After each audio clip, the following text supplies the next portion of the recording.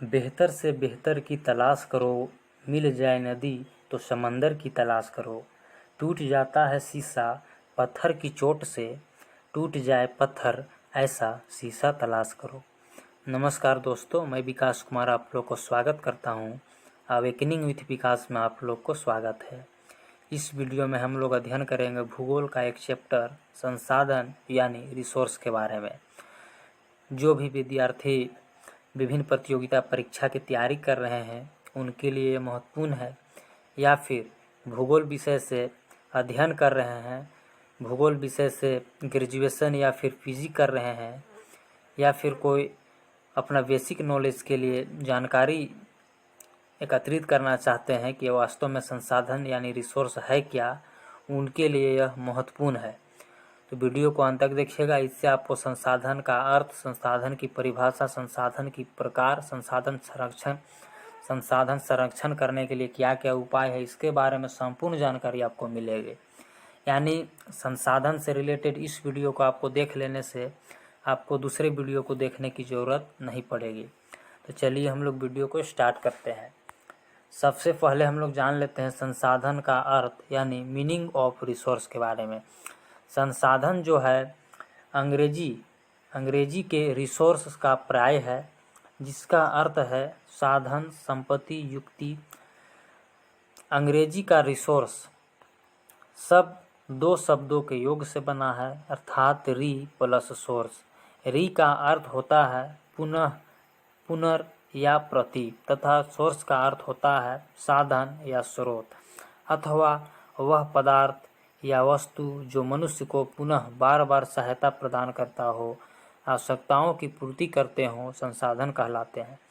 अगर साधारण भाषा में देखें तो दोस्तों, संसाधन वे सारी वस्तुएं हैं जो मानव की आवश्यकताओं को पूरा करता है।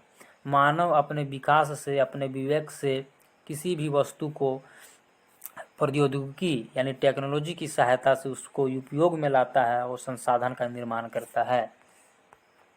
आगे है हमारे पर्यावरण में उपलब्ध प्रत्येक वह वस्तु संसाधन है जो हमारी आवश्यकताओं को पूरा करने में प्रयुक्त की जा सकती है, और जिससे अन्य वस्तुओं को बनाने के लिए प्रौद्योगिकी यानी टेक्नोलॉजी का प्रयोग होता है, तथा जो अधिक रूप से संभाव्य और सांस्कृतिक रूप से मान्य है। संसाधन मानवीय क्रियाओं का परिणाम है। मानव स्वयं संसाधनों का महत्वपूर्ण हिस्सा है। वह पर्यावरण में पाए जाने वाले पदार्थों को संसाधनों में परिवर्तित करता है तथा उन्हें प्रयोग करता है ना।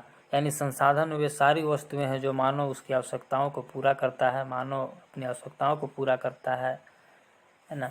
आगे है संसाधन की परिभाषा, डिफिनेशन ऑफ रिसोर्स।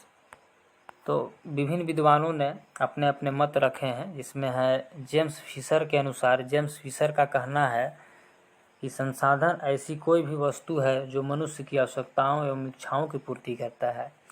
स्मिथ एवं फिलिप्स के अनुसार इनका कहना था कि भौतिक रूप से संसाधन वातावरण की वे प्रक्रियाएं हैं जो मानव के उपयोग में आती है। आगे है ईडब्ल्यू के अनुसार, ईडब्ल्यू का कहना है संसाधन का अर्थ किसी उद्देश्य की प्राप्ति करना है। यह देश व्यक्तिगत आवश्यकताओं एवं सामाजिक लक्ष्यों की पूर्ति करता है। आगे है संसाधन के प्रकार या वर्गीकरण, टाइप और क्लासिफिकेशन ऑफ रिसोर्स। तो संसाधन जो है वह संसाधन को मुख्यतः 4 भागों में बांटा गया है।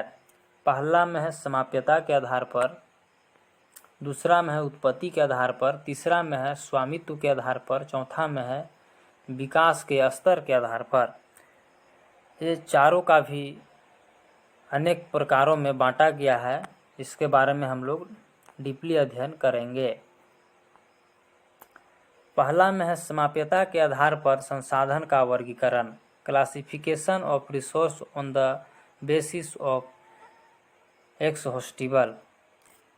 पहला में है जो समाप्यता के आधार पर संसाधन को भी 2 भागों में बांटा गया है। पहला में है नवीकरण योग्य संसाधन यानी रिन्यूएबल रिसोर्स, रिन्यूएबल रिसोर्स वे संसाधन हैं जिन्हें भौतिक या रासायनिक या यांत्रिक प्रक्रियाओं द्वारा नवीकृत या पुनः उत्पन्न किया जा सकता है। ऐसे संसाधन को नवीकरण संसाधन कहते हैं।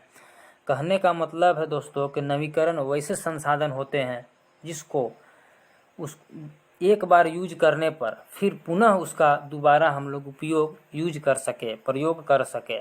तो वैसे संसाधन जो होते हैं वे नवीकरण योग्य संसाधन कहलाते हैं। जैसे सौर ऊर्जा, पवन ऊर्जा, जल, जीव जंतु आदि। जैसे पानी को हम लोग ग्रहण करते हैं या फिर पानी को अगर हम लोग उबालते हैं, बॉयल करते हैं, तो वो वाष्प के रूप में बनता है। वाष्प से ऊपर जा कर के बादल में बर्फ के रूप में बनता है। वही बादल फिर आपका जल के रूप में नीचे धरातल पर आता है। तो ये प्रक्रियाएं, जो भौतिक प्रक्रियाएं हैं, चलती रहती है। तो एक अवस्था से दूसरे अवस्था, दूसरे अवस्था तीसरे अवस्था, फिर वही एक सिंगल जो अवस्था से चालू हुई फिर उसी अवस्था में आ जाते हैं। तो ये नवीकरण की प्रक्रिया चलते रहती है ना। देखिए नवीकरण संसाधन का एग्जाम्पल है ना। ये सौर ऊर्जा है, पवन ऊर्जा है ना, पेड़ पौधा है, सब है। दूसरा में है अनवीकरण योग्य संसाधन, नॉन रिन्यूएबल रिसोर्स। वे संसाधन अनवीकरणीय योग्य संसाधन होते हैं जिन्हें हम किसी भी तरीके से नवीकृत या पुनः उत्पन्न नहीं कर सकते हैं। इनके विकास अर्थात उन्हें बनने में लाखों करोड़ों वर्ष लगते हैं। ऐसे संसाधन को अनवीकरण योग्य संसाधन कहते हैं। इन संसाधनों का विकास एक लंबे भूवैज्ञानिक अंतराल में होता है, इसलिए इनका नवीकरण करना असंभव होता है। अनवीकरणीय योग्य जो है संसाधन जो है नवीकरणीय के जस्ट अपोजिट है। नवीकरणीय योग्य संसाधन में तो उसको पुनः हम लोग नवीकृत कर सकते थे, लेकिन इसमें जो है उसे पुनः उत्पन्न हम लोग उसी अवस्था में नहीं कर सकते हैं। उदाहरण के लिए जीवाश्म ईंधन जैसे पेट्रोल, कोयला आदि। जीवाश्म ईंधन का विकास एक लंबे भूवैज्ञानिक अंतराल में होता है।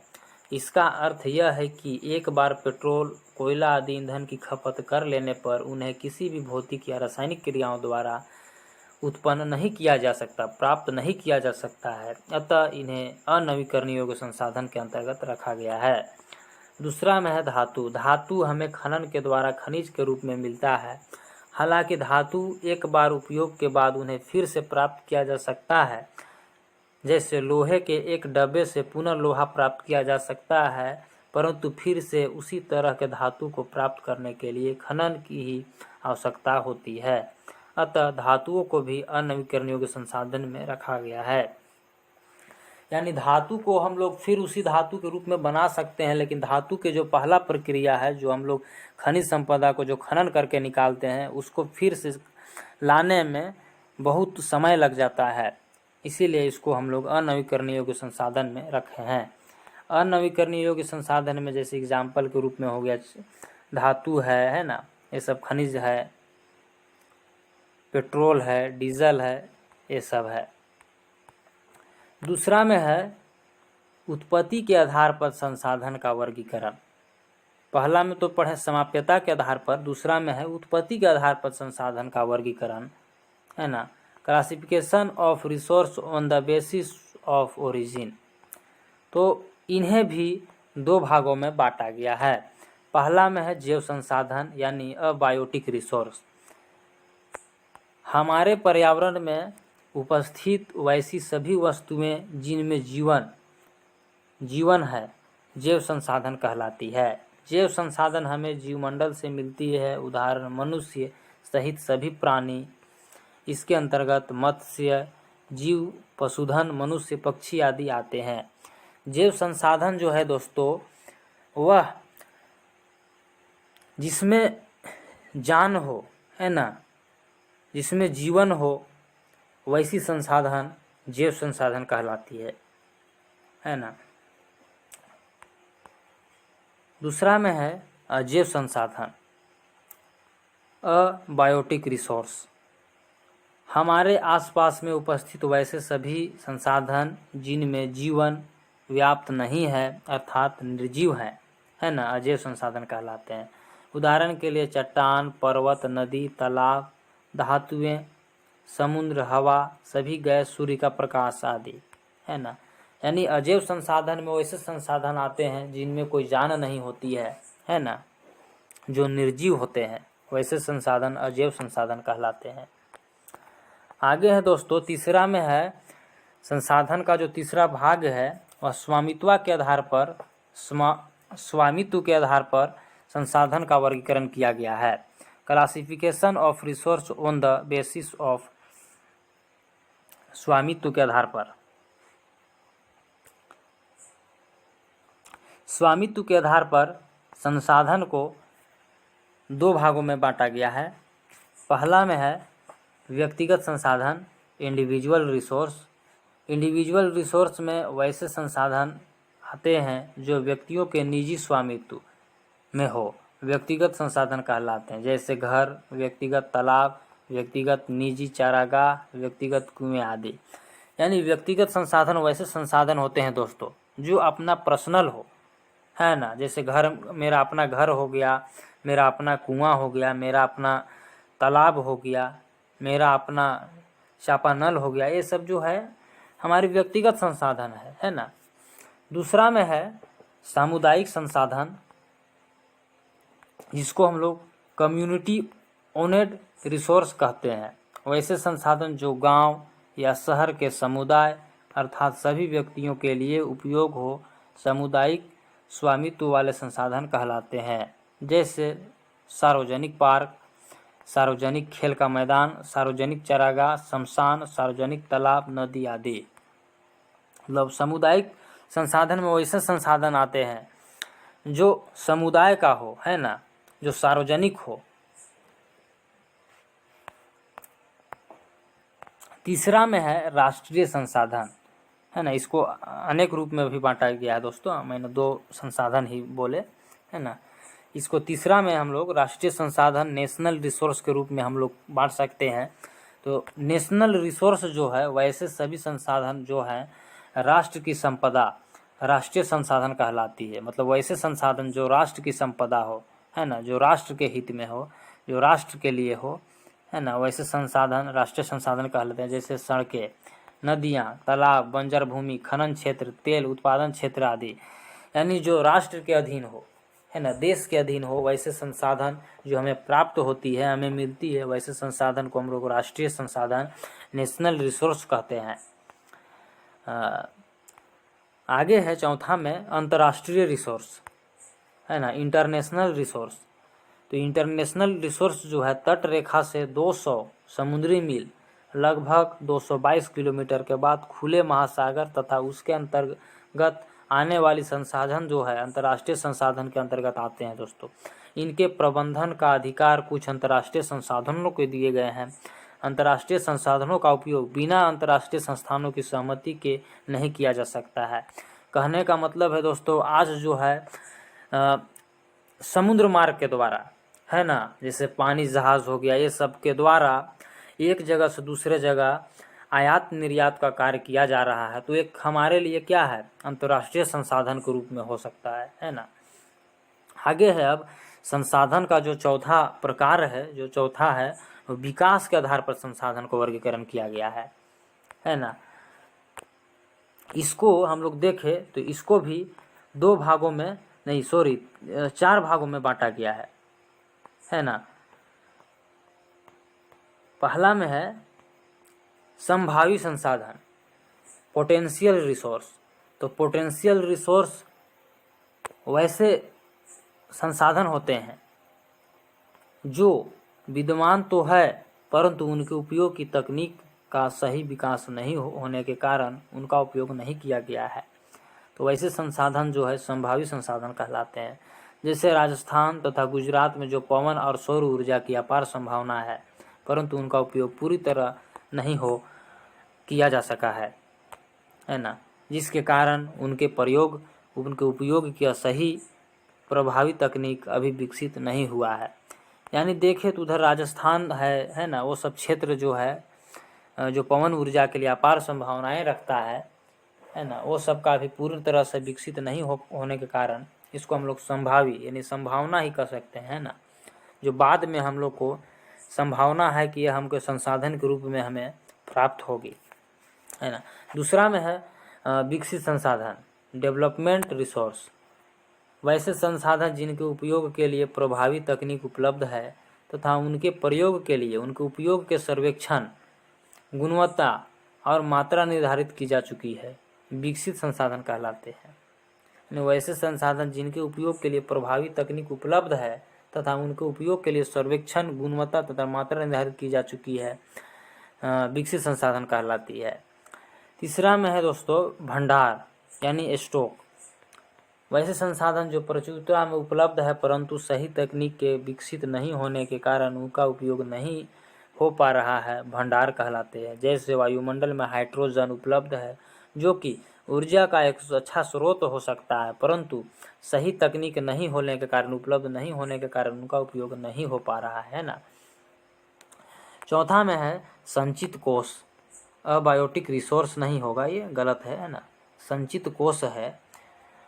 वैसे संसाधन जिनके उपयोग के लिए तकनीकी उपलब्ध है लेकिन उनका उपयोग अभी आरंभ नहीं किया गया है तथा वे भविष्य में उपयोग के लिए सुरक्षित रखे गए हैं, संचित कोष कहलाते हैं। संचित कोष भंडार के भाग जैसे भारत के कई बड़ी नदियां में अपार जल का भंडार है, परंतु उन सभी से विद्युत का उत्पादन अभी प्रारंभ नहीं किया गया है, भविष्य में उनके उपयोग का संभावना है। अतः बांधों एवं नदियों का जल, वन संपदा आदि संचित कोष के अंतर्गत आने वाले संसाधन है ना। आगे है संसाधनों का संरक्षण, कंजर्वेशन ऑफ रिसोर्स, तो बिना संसाधन के विकास संभव नहीं है ना, यानी बिना संसाधन के विकास संभव नहीं है, लेकिन संसाधन का विवेकहीन उपयोग, उपभोग तथा अति उपयोग कई तरह के सामाजिक, आर्थिक तथा पर्यावरणीय समस्याएं उत्पन्न कर देते हैं दोस्तों। यानी बिना संसाधन के विकास संभव नहीं है, लेकिन संसाधन का विवेकहीन गलत तरीके से प्रयोग करने पर जो कई तरह से सामाजिक और आर्थिक तथा पर्यावरणीय समस्याओं पर गलत परिणाम प्राप्त होता है दोस्तों। अतः संसाधन के संरक्षण अति आवश्यक हो जाता है। संसाधन के संरक्षण के लिए विभिन्न जननायक, चिंतक तथा वैज्ञानिक आदि का प्रयास विभिन्न स्तरों पर होता रहे हैं। जैसे महात्मा गांधी का कहना था, महात्मा गांधी बोले हैं कि हमारे पास हर व्यक्ति की आवश्यकताओं की पूर्ति के लिए बहुत कुछ है ना, लेकिन किसी के लालच की संतुष्टि के लिए नहीं है। अर्थात हमारे पेट भरने के लिए बहुत कुछ है, हमारे पेट भरने के लिए बहुत है, लेकिन पेटी भरने के लिए नहीं है दोस्तों, है ना। तो संसाधन का उपयोग हम लोग एक सीमित मात्रा में एक सही ढंग से करें, है ना, ताकि आने वाले फ्यूचर के लिए, आने वाले पीढ़ी के लिए उसको हम लोग कुछ दे सके, है ना, उसका हम लोग बुरा परिणाम नहीं दे, है ना। तो उम्मीद करते हैं यह वीडियो आप लोग को अच्छी लगी होगी। वीडियो को अंत तक देखने के लिए आप सभी को बहुत बहुत धन्यवाद। मिलते हैं फिर नेक्स्ट वीडियो में, तब तक के लिए अपना ख्याल रखिएगा। इसी तरह की वीडियो पाने के लिए हमें सपोर्ट करें, है ना। मैं प्रयास कर रहा हूं कि भूगोल से रिलेटेड जितने भी टॉपिक हैं उसको हम लोग अध्ययन करेंगे, है ना। तो चलिए मिलते हैं फिर नेक्स्ट वीडियो में, तब तक के लिए अपना ख्याल रखिएगा। जय हिंद, जय भारत।